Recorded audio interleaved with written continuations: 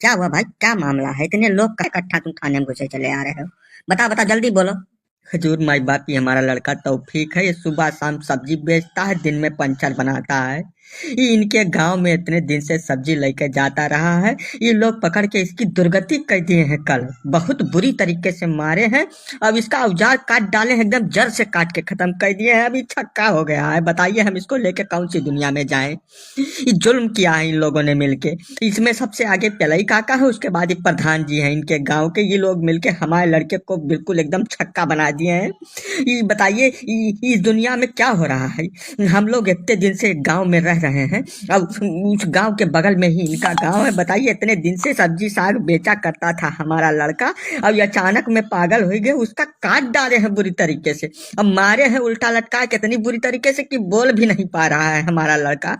बताइए आप। हाँ हजूर, अब देखो लड़के को क्या बना दिए हैं ये लोग। बताओ, हमारा सबसे बड़ा लड़का यही है, सबसे बड़े लड़के का ये हाल कर दिया। अब इससे शादी कौन करेगा? हम नहीं समझ पा रहे हैं। इन लोगों को सजा मिलना चाहिए।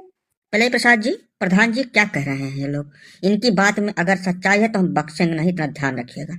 ना ना, पहले आप हमारी बात को सुनिए और उसको समझिए। बात को समझने के बाद आप जो एक्शन लेंगे वो हमको मंजूर होगा पूरी तरीके से।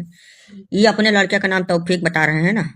इसका नाम इनके हिसाब से तौफीक है। इनके लड़के के हिसाब से इसके 5-6 नाम है, सारे हिंदू नाम है। हमारे गांव में जब भी आता है सब्जी बेचने, ये हाथ में कलावा पहन के बढ़िया टीका लगा के आता है। हमारी गांव की 2-3 लड़कियों पे इसकी गंदी निगाह है, घटिया वाली। समझ रहे हैं? इसके ऊपर हम बहुत दिन से नजर गड़ाए बैठे थे। वो तो कल शाम को हम टीवी में देख रहे थे कि दिल्ली में कौनो लड़की की इसी की मानसिकता वाला कौनो लड़का पहले हत्या किया, उसके बाद 30-35 टुकड़ा में काट काट के उसको फ्रिज में रखा था। वो देखते ही खबर हमारी खोपड़ी सनक गई। तुरंत हमारी निगाह में ये आवा कि ये भी ऐसा ही कुछ घटना को अंजाम देने के लिए चक्कर लगा रहा है गांव में।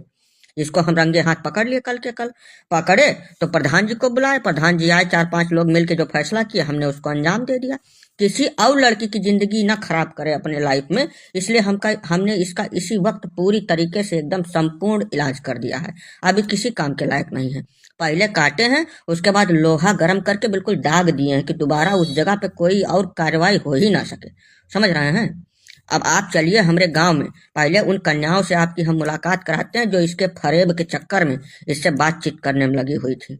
और ऐसी घटना जब जब होगी, हमारे पूरे गांव की बात कर रहे हैं, तब तब हम यही कार्रवाई करेंगे। यही इनका सटीक इलाज है, इसके अलावा इनका कौनो इलाज नहीं है। नहीं तो हम लोगों की लड़कियां ऐसे मरती रहेंगी।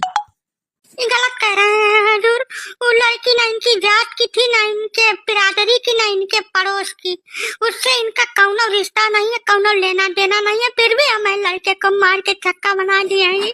है सलमा भाजी, चुपचाप खड़ी रहो जहाँ खड़ी हो, ठीक है? हमारी जात कुछ नहीं है।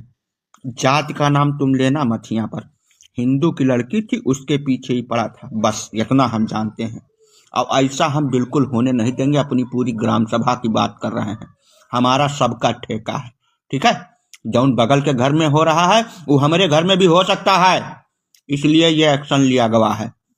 या अल्लाह, आप हमें लोगन के लड़के सुरक्षित नहीं है, ठीक है?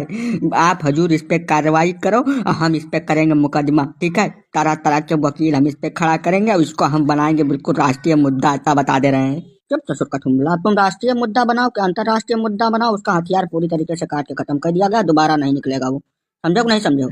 अगर तुम्हारा कौनो लौंडा इस तरीके की हरकत करता हुआ हमारे गांव में दोबारा पकड़ा गया तो फिर उसका भी यही हाल करेंगे, चाहे फिर हमको हो जाए फांसी, छोड़ेंगे नहीं। ये मैसेज हम पूरे देश में सबको देना चाहते हैं कि अगर इस तरीके की कौनो घटना तुम्हारे आस पड़ोस गांव दिखती है ऐसी, तो तुरंत उस पर जितनी सख्त से सख्त कार्रवाई हो सके उसको तुरंत अंजाम दे दो। इंतजार एक दिन का भी ना करो, ठीक है? नहीं तो ऐसा ही तुम्हारे घर की लड़कियां छोटे छोटे टुकड़ा में काट के कहीं फ्रिज में रखी हुई मिलेंगी।